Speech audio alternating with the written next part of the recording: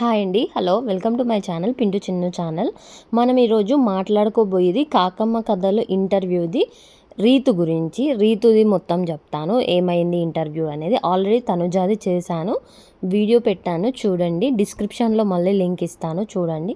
లేకుంటే నా అకౌంట్లోనే ఉంటుంది. రీసెంట్గా 2 days బ్యాకే పెట్టాను. ఇప్పుడు రీతుది చేస్తున్నాను ఫుల్ వీడియో.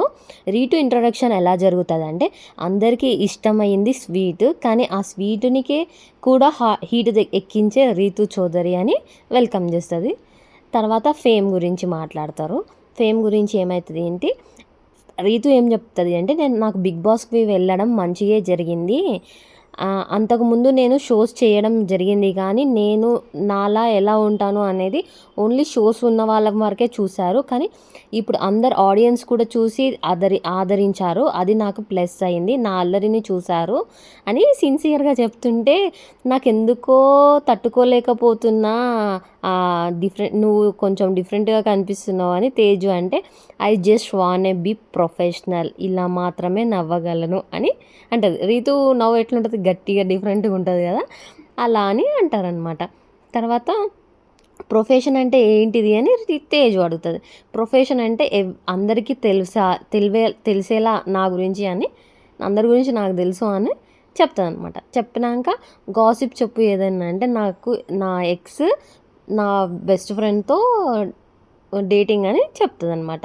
తర్వాత ఫస్ట్ రౌండ్ అదే స్టోరీ చెప్పాలి కదా. ఫస్ట్ రౌండ్లో 5 words ఏమొస్తాయి అంటే, క్యాండిల్ లైట్, షేకాడిస్తా, రాకుమారుడు, ఫసక్, ఆ ఒక్కటి అడగకు, ఫొటోస్ కళ్ళు మూసుకో ఫొటోస్ చూపిస్తా అని చెప్తుంది. కానీ తిప్పదు, డెమోన్ ఫోటో పెట్టి ట్యాబ్ మీద ట్యాప్ చేస్తూ ఉంటుంది అనమాట. అంటే తిప్పకుండా అలానే కొడుతూ ఉంటే సౌండ్కి తిరుగుతూ ఉన్నట్లు ఉంటుంది.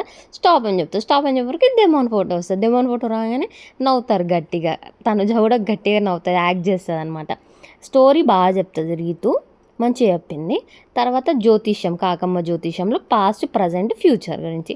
పాస్ట్ గురించి చెప్పు అంటే, తనుజకి ఇండస్ట్రీకి రావద్దు అని ఎలా అనుకుందో, నేను ఇండస్ట్రీకి రావాలి అని అలానే అనుకున్నాను. మా అమ్మకు టీవీలో చూడాలి అనేది తన విష్ అనమాట.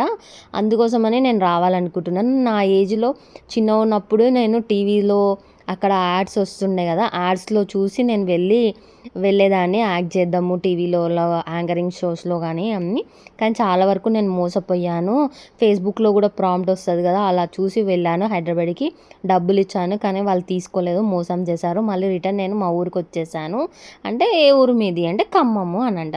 తర్వాత ఇంటర్లో ఒక సర్ప్రైజ్ ఉంది అని చెప్పాను కదా, అదే ఈ సర్ప్రైజ్. ఇంటర్లో నేను ఒక రోల్ చేశాను మూవీలో.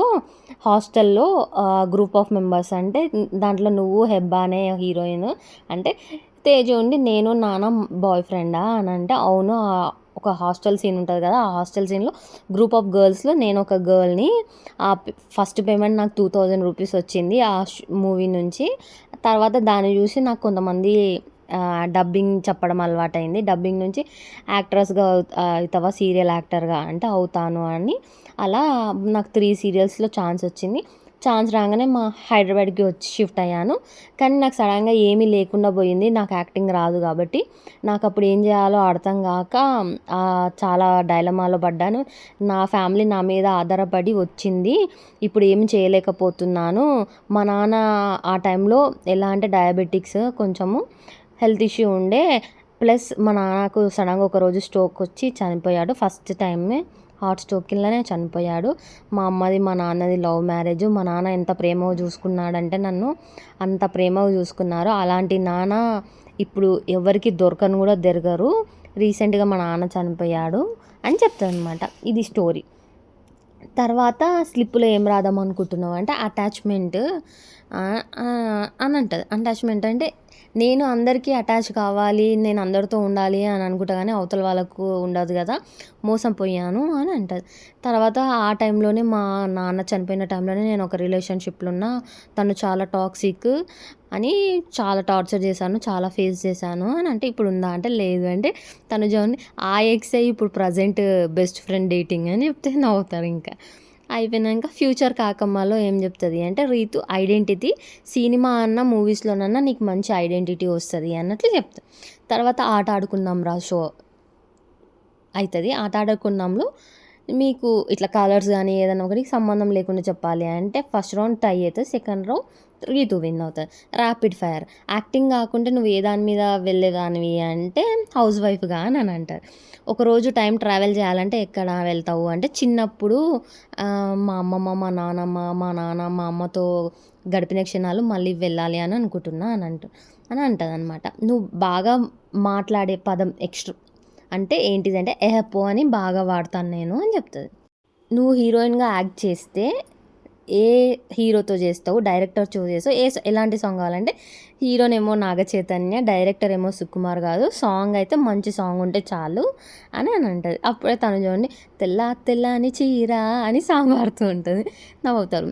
బిగ్ బాస్ గురించి కొంతమంది గురించి అడుగుతాను చెప్పు అంటే అటెన్షన్ సీకర్ ఎవరంటే Sanjana, strategy master Kalyan, lover boy Kalyan, memes material Suman అన్న, make it but couldn't make it అంటే ఫైట్ స్టోన్, వాళ్ళు ఏదో చేయాలనుకున్నారు కానీ వాళ్ళు ఏది చేయలేకపోయారు అని. డెమాన్ పవన్ నీకు బెస్ట్ ఫ్రెండా, లవ్వరా, ఫ్రెండా, ఫ్యూచర్ హస్బెండా అంటే లవ్ కానీ అలాంటి లవ్ కాదు అని చెప్తుంది. రీతు చౌదరి ఒక మూవీ తీయాలి అనుకుంటే ఎలాంటి టైటిల్ ఇచ్చుకోవాలి అనుకుంటావు అంటే అంతా నా ఇష్టం అని చెప్తుంది. నీ లైఫ్లో రీతు చౌదరికి బెస్ట్ తెలిసిన పర్సన్ ఎవరు అంటే అఖిల్ సార్థక్ అంటే అఖిల్ సార్థక్ నా ఫ్రెండ్ కూడా అని చెప్తుంది. వన్ థింగ్ నువ్వు ఎక్కువ అడిక్ట్ అయ్యేది అంటే లవ్. టోటల్ యాక్ట్రస్లో హస్బెండ్ మెటీరియల్ కావాలంటే ఎవరు అంటే నాగ చైతన్య అని చెప్తుంది.